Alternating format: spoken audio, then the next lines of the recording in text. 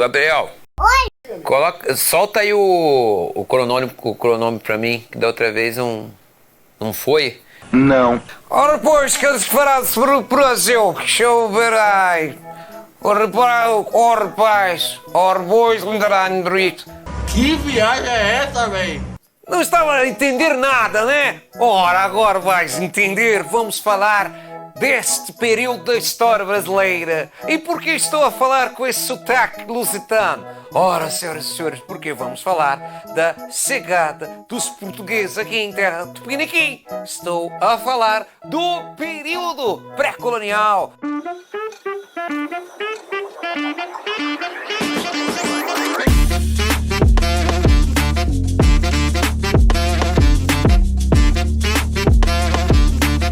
Vai de 1500 até 1530, ou seja, de 1500, com a chegada da esquadra comandada por Pedro Álvares Cabral, até o momento em que os portugueses decidem finalmente ocupar efetivamente o nosso território, tá? Por meio de atividades como, por exemplo, a economia açucareira, implementando, inclusive, o sistema de capitanias hereditárias. Mas e antes disso?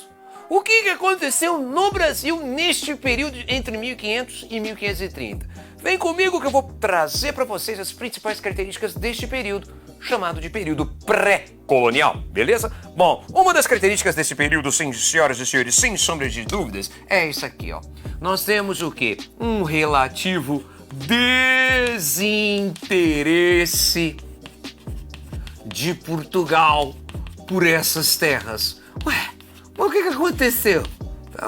Por que os portugueses não se empolgaram muito? Olha, senhoras e senhores, neste período, primeiro que tinha algo que estava dando muito mais lucro para os portugueses, algo por qual os lusitanos tanto se esforçaram, que era chegar na terra das especiarias. Eles tomaram o caminho das Índias e chegaram à terra das especiarias, inclusive de forma pioneira com ele, o Vascão. Lembra do Vascão? Vamos todos cantar o Vasco da Gama. Ele foi o pioneiro. Mas, senhoras e senhores, vai lembrar que, neste momento, o comércio de especiarias estava bombando. Estava dando muito lucro. E o Brasil, digamos que num primeiro momento, os portugueses não acharam nada tão valioso, tá? Que pudesse, por exemplo, suplantar em valor o lucro obtido com as especiarias que vinham do Extremo Oriente, tá? Os portugueses não acharam aqui nenhuma especiaria, não acharam o vil metal, não acharam o ouro, diferentemente dos espanhóis que vão encontrar logo de cara toneladas de ouro e principalmente de prata em seus territórios na América. Os portugueses não. Então, esse período, portanto, é um período de relativo desinteresse. Vai lembrar que os portugueses só vão encontrar ouro aqui em grande quantidade, e nem são eles, são os bandeirantes, lá no final do século XVII, principalmente no século XVIII, por exemplo, nas Minas Gerais. Agora, isso não significa que os portugueses vão deixar essa terra abandonada, não. Eles vão enviar aqui para o Brasil, senhoras e senhores, o quê? Vão enviar aqui durante as 3 primeiras décadas, após a chegada da esquadra comandada por Cabral, 2 tipos de expedições. 2 tipos de expedições. E que expedições são essas? Bom, nós vamos ter aqui as chamadas expedições exploradoras. Expedições, senhoras e senhores, que vão fazer o quê? Vão fazer um mapeamento, inclusive do litoral da colônia. Vão tentar encontrar algum produto que tivesse valor de mercado lá na Europa, tá? E vamos ter também as chamadas expedições guarda-costas. Ora, como o próprio nome já diz, o objetivo dessas expedições era promover o quê? A vigilância, a segurança, a proteção do litoral da colônia. E por quê? Ora, senhoras e senhores, por quê? Vocês estão ligados no famoso, vocês lembram? O famoso Tratado de Tordesilhas, assinado por portugueses e espanhóis lá nos idos de 1494. Ô, gente, esse tratado estabelecia o quê?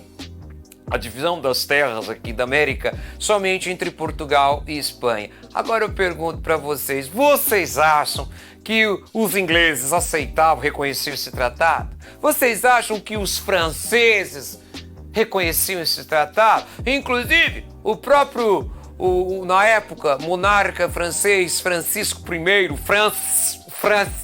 tá? Ele diz o seguinte: me mostre, onde está na Bíblia, onde está no Antigo Testamento, me mostre o Testamento de Adão. Está escrito lá, quando morrer deixo para meus herdeiros.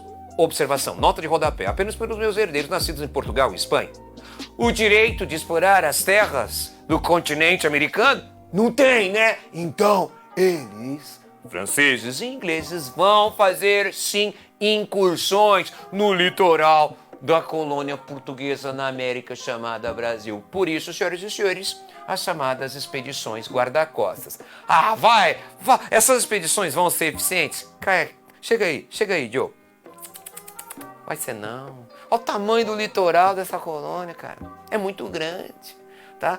Eles mandavam esporadicamente a essas expedições e elas não conseguiam fazer a vigilância de todo o litoral da colônia. Tanto que, a partir de 1531, com o envio da primeira expedição colonizadora capitaneada por Martim Afonso de Souza, aí você tem o quê? A efetiva ocupação do território, porque aí os portugueses vão concluir que a forma mais, digamos, eficaz, eficiente de garantir a posse de um território que eles afirmavam ser deles, de acordo com o Tratado de Tordesilhas, era o quê? Era ocupando o território. Mas antes disso, essa situação. Pô, professor, mas não tinha nada de interessante economicamente falando, tá? Tinha sim, senhoras e senhores, tinha sim. Não dá para falar, nossa, como é valioso, nossa, é mais valioso até que o ouro, que a prata ou que as especiarias. Não era, mas tinha valor de mercado na Europa. Senhoras e senhores, eu estou me referindo a quê? Eu estou me referindo ao famoso pau-brasil, Ibirapitanga na língua tupi. Senhoras e senhores, o extrativismo do pau-brasil. Ah, senhoras e senhores, nós temos que concordar o seguinte: os portugueses não vieram para cá sonhando em levar pau-brasil. Mas já que é o que tem de valor, já que é o que tem aqui nesta terra que pode ser negociado no mercado europeu, inclusive, né, que tinha valor pelo fato de ser uma madeira utilizada para a extração de um pigmento, né, de um corante para atingir tecido chamado brasilina, tá? Portanto, tem valor porque se trata de uma madeira tintorial. Madeira tintorial, certo? Também se utilizava a sua madeira para a confecção de móveis finos, tá? Mas principalmente aqui para atingir tecidos. Senhoras e senhores, qual é a região em que nós vamos encontrar o pau-brasil, onde ele vai ser obviamente extraído? Ora, litoral da colônia. Toda essa área aqui, ó, de uma área aqui, senhoras e senhores, do atual Rio Grande do Norte, tá? Até o litoral do atual Rio de Janeiro, certo? Então, toda essa área aqui. E vale lembrar que vão ser criados pelos portugueses o quê? Feitorias, tá? O que são as feitorias? As feitorias são instalações provisórias aqui no litoral da colônia para armazenar o pau-brasil. Certo? Instalações, por que provisórias? Porque, senhores e senhores, é uma atividade predatória. Não havia preocupação dos portugueses em repor aquela madeira, aquelas árvores que estavam sendo extraídas. Não. Então, quando acabava, né, o suprimento de pau-brasil aqui de uma determinada região, eles deixavam essa região e iam para outro ponto. Começavam a explorar o pau-brasil, criavam uma feitoria, certo? Por isso é uma atividade itinerante. Tá? Uma atividade predatória e que não favorece, por isso mesmo, a ocupação do território, a colonização, certo? Senhoras e senhores, não podemos esquecer aqui que essa atividade ela não vai ser feita pelos portugueses, né? Os portugueses que consideravam esse trabalho braçal, né, indigno, algo que não, obviamente, que não vai trazer prestígio Alguém tem que fazer esse trabalho. Se você disse que esse trabalho vai ser feito com a mão de obra escrava indígena, você errou! Não. Mão de obra indígena, sim, mas não escravizada neste momento. Aqui nós temos o quê? O trabalho indígena, a mão de obra indígena, mas, senhoras e senhores, não vai ser escravidão. Vai ser o quê? Vai ser por meio do escambo. Troca, né, senhoras e senhores? Troca.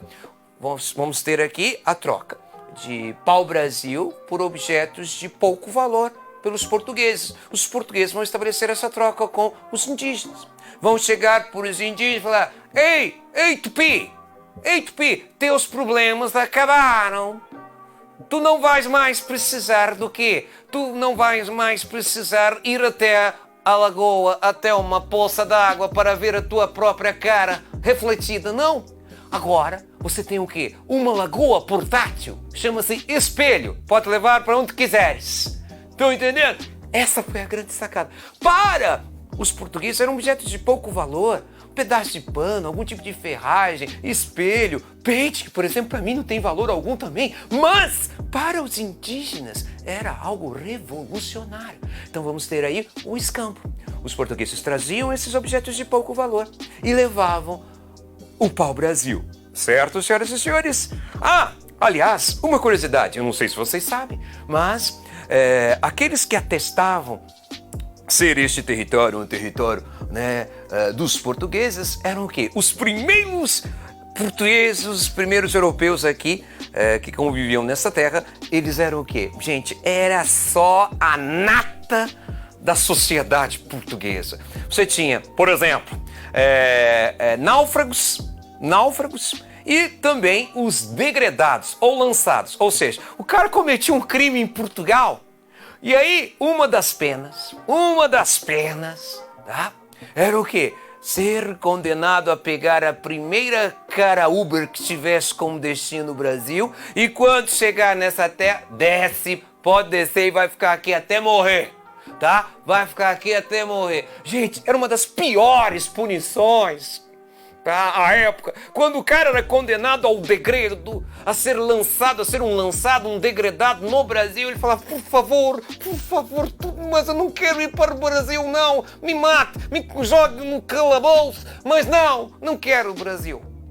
Senhoras e senhores, esses foram os primeiros portugueses que aqui estiveram entre 1500 e 1530. Bom, essas foram algumas das características do período pré-colonial.